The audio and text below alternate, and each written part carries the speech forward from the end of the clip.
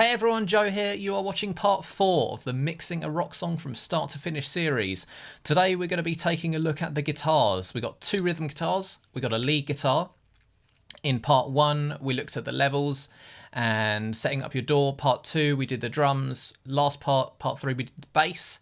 The links in the description below for all of those. But today we're going to be looking at the guitars. So let's take a look at what we're working with here. We've got 2 guitarists and both of their guitar amps are recorded with 2 mics, an SM57 and an Audix i5. So these both sound a little bit different from each other. That's a 57. And the i5 a little bit brighter. And then we've got more of a lead guitar vibe going on the other side with a very different guitar tone. So the goal here is to get both of the guitars working nicely together without them masking each other. Also, we want them to sound nice and bright and punchy as well, of course. So the first thing we're going to do is listen to each of the 2 guitars individually. We're going to make sure the balance between the 2 microphones, we're still happy with that, and remove any unwanted frequencies. Then we're going to listen to both of the two guitars together, and at that point I'm going to keep them in mono so that we know they're not masking each other in case the song is played in mono, and then I'm going to be panning them left and right. So let's start with Ian's guitar. Let's see what it sounds like. Okay, I do like that balance between the 2 microphones. Okay, so the first thing I'm going to do is I'm going to get a high pass filter on both of them. At around, well, let's have a listen. I'll put this on the bus for now just to give an idea of what it sounds like across both. Obviously that's too much, but we do want to cut out a fair amount of the low end on the guitars so that the bass is able to cut through. Let's listen to it with the bass. Without destroying the warmth of the guitar. Okay, that sounds nice. Now I'm going to put this on the individual tracks rather than on the bus because I'm going to want to EQ the 2 guitars differently. So let's put that on there and on there as well. Okay, there's something going on in the low mids I don't like.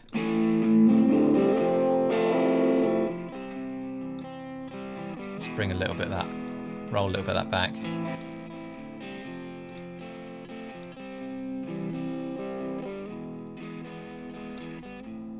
Okay. So then we're going to have a look at compression.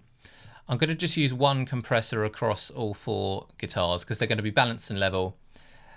And I'm going to want to use the same compressor on all of them. I'm going to use a Renaissance Axe. It's one of my favourites for guitars, for rhythm guitars in particular.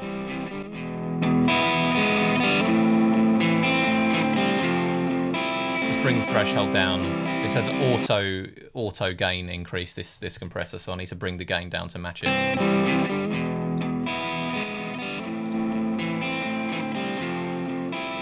Okay. Yeah, we're not going too crazy with the compression because rhythm guitars through a guitar amps always sound pretty compressed anyway. And then let's take a look at the other 2.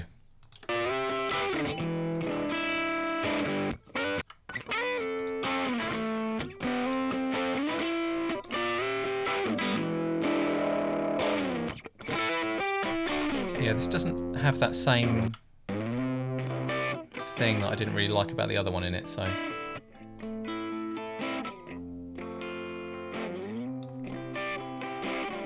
Yeah, there's a little bit of that kind of upper mid nasaliness.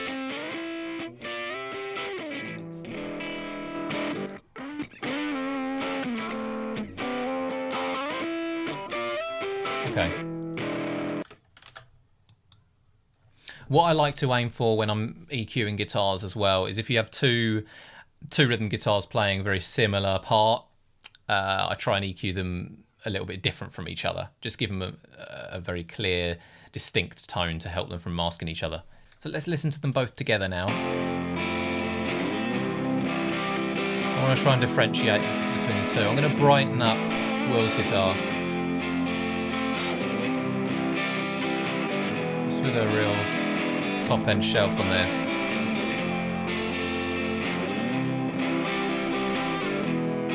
And give Ian's guitar a little boost in the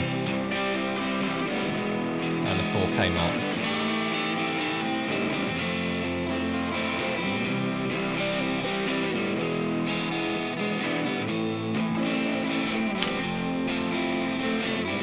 I think Ian's needs to come down a little bit actually.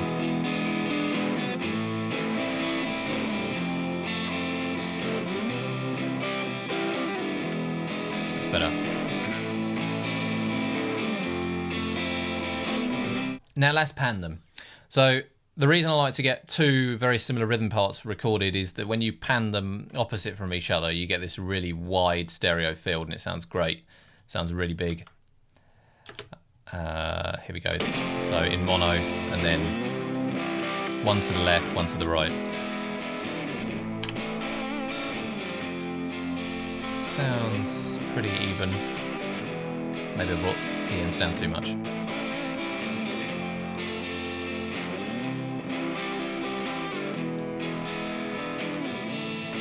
Okay. I think in general, still got a little bit of that boxy low mid in there.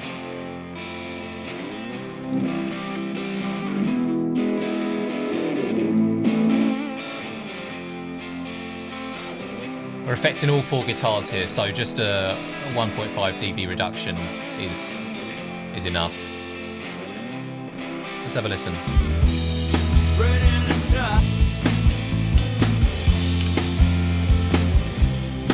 Just bring the guitars up a little bit in general.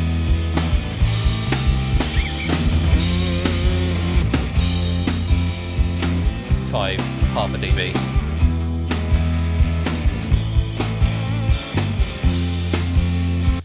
Now one more thing I want to add to those rhythm guitars is a bit of tape saturation. One that I've used elsewhere in the track, it's the Kramer tape. Where is it? Harmonic, here we go.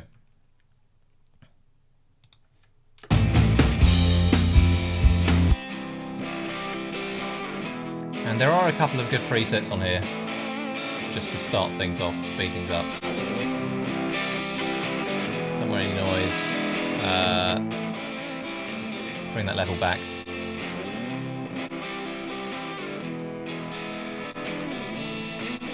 Yeah, it just gives it a little bit of grit.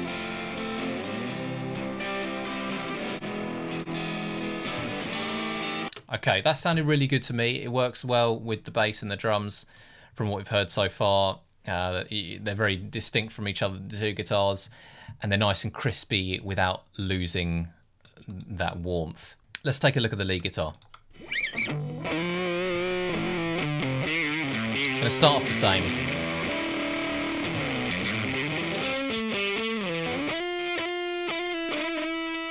I'm going to cut a little bit more of the low end out on the lead guitar.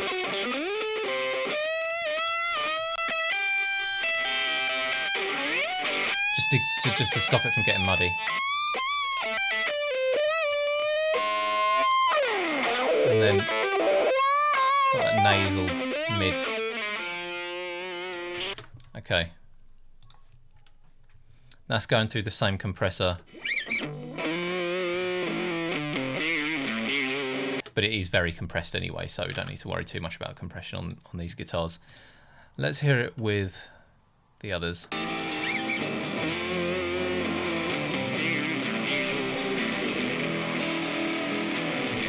Need a bit more of that.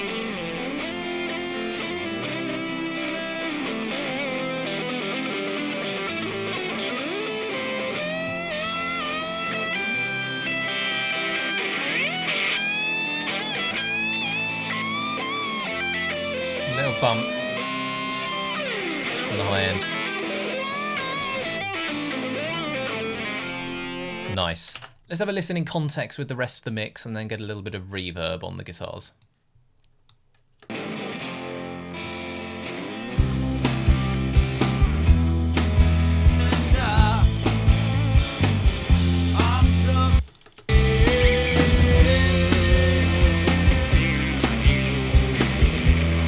bit more lead.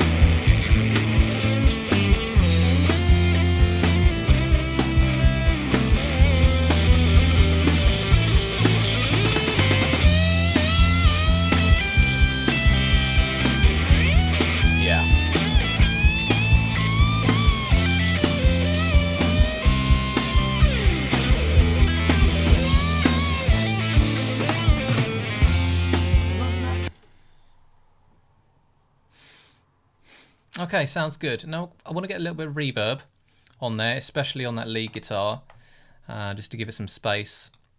We've got that plate on the drums. What else have we got? We've got a nice hall. I'll go for the hall. I've used the same reverb. I want to try and keep things cohesive.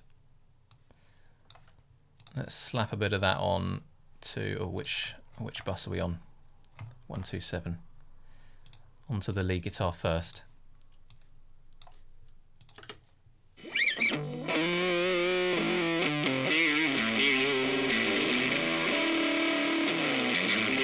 Yeah, I don't want to go too crazy. We're not doing arena rock here, but in context, it doesn't sound like too much. And then a little bit on the rhythm guitars as well.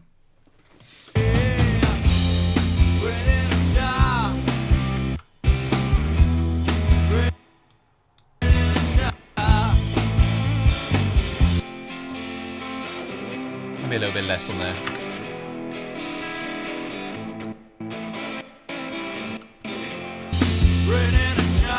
Let's have a listen to the intro where we've got some of the rhythm guitar on its own.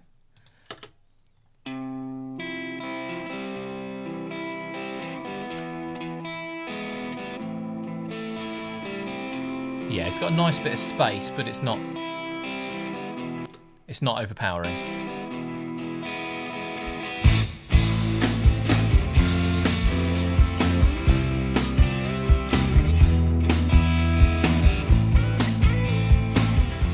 And that's about all I want to do on the guitars for now. We'll be making a few tweaks as we go along, getting them to work well with the vocals, but that's sounding good right now. The mix is really starting to take shape. It's much more of a spacious mix now, and the guitars are providing more of that top end we needed.